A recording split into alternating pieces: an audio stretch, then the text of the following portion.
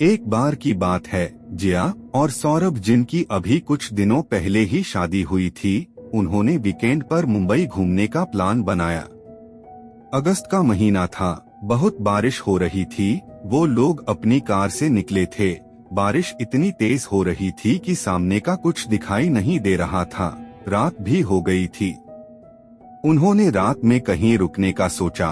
उन्हें एक छोटा सा होटल दिखाई दिया। वो लोग उसी में चले गए।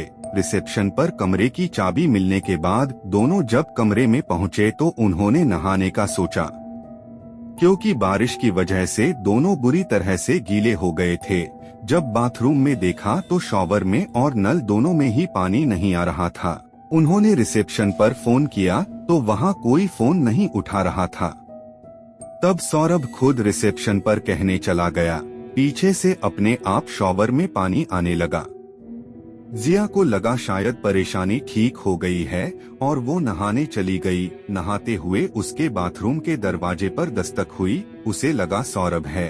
उसने कहा, मैं अभी नहा रही हूँ, अभी आती हूँ। पर दस्तक हुए जा रही थी। जिया को लगा शायद शॉवर की आवाज से सौरभ को सुनाई नहीं दे रहा है।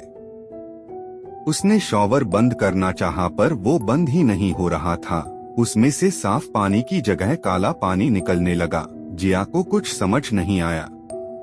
पूरे बाथरूम में गर्म पानी की वजह से धुंधला धुंधला हो गया था। उसने देखा कि वो काला पानी धुआं बनकर एक आदमी की आकृति में आ गया।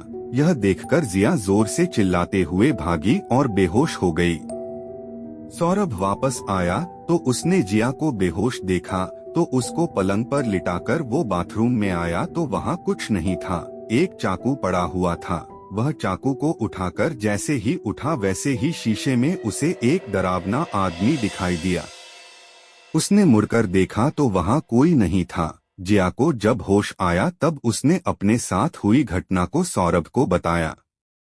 वो दोनों उसी समय उस होटल से निकलकर अपने घर को वापस चले गए। यह किसी को पता नहीं चल पाया कि आखिर उस बाथरूम में होने वाली घटना किस वजह से हुई थी। आखिर कौन था वहां पर।